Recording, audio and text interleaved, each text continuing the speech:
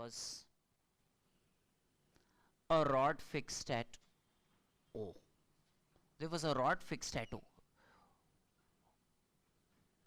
This was a rod OA fixed at O.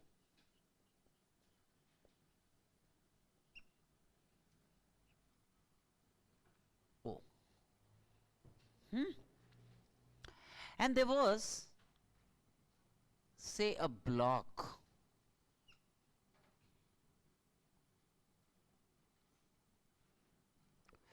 There was a block like this, a rigid block, moving to the right with a velocity of, say, 10 meters per second. Moving to the right with a velocity of 10 meters per second.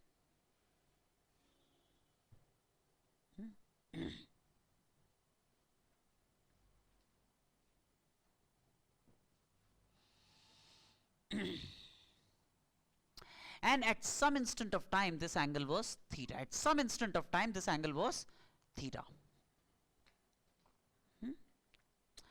And we want to be able to find the velocity of A. We want to find the velocity of A. We want to find the velocity of A. Clear? We want to find the velocity of A. A can move freely. It's just, but it remains in contact with the body. It remains in contact with the rigid body. That's sure. Huh? Now, one thing I told you a little while ago. This is O. This is A. If O is fixed, then A must necessarily have a velocity VA perpendicular to the rod. If O is fixed, the velocity of A must be perpendicular to the rod. Why? That would be a rigid body requirement. That would be a rigid body requirement. Yes or no? Huh? So, I know for sure that the net velocity of A is perpendicular to the rod. Perpendicular to the rod. VA. Right?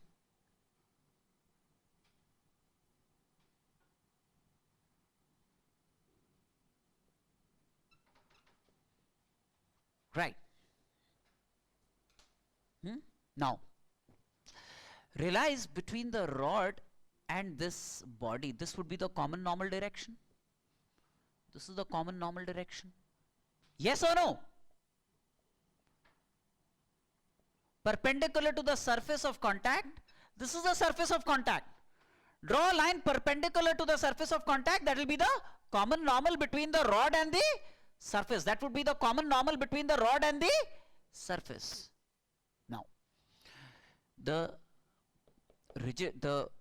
wedge, this is the wedge or the block. Wedge or the block. Along the common normal, the wedge or the block has a velocity of 10 meters per second along the common normal. The wedge or the block has a velocity of 10 meters per second along the common normal. That means in this direction, the velocity of A along the common normal must be the same as the velocity of the wedge along the common normal. Yes or no? So, a wedge constraint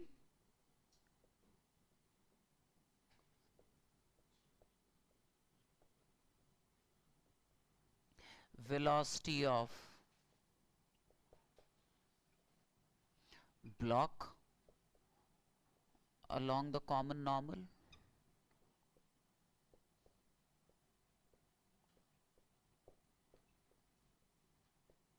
must be the same as velocity of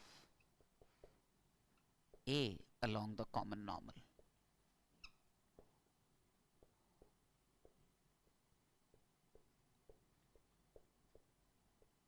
Yes or no? Now, do you realize velocity of A could be resolved into, this is theta, this is 90 minus theta, and therefore this is theta. Do you all understand this? Right? Do you understand this? This dotted line is perpendicular to VA. This whole angle is 90. This is theta, so this will be 90 minus theta. Right? And this will be theta. Do you all understand this? Now, VA can be resolved in this direction as VA cos theta downwards, VA cos theta downwards, and could be resolved in this direction as VA sin theta. Yes or no? VA sin theta. Now, what's the velocity of A along the common normal? VA sin theta. What's the velocity of the wedge along the common normal? 10 meters per second. And the two must be the same. In order that the rod maintains contact. In order that the rod maintains contact, the two must be the same. Right? So, VA sin theta must be equal to VB, which is 10 meters per second. So, this gives us the value of VA. VA then would be VB by sin theta. Now, if someone gives you the value of theta, someone gives you the value of VB, you can find the velocity of the end of the rod VA as VB by sin theta.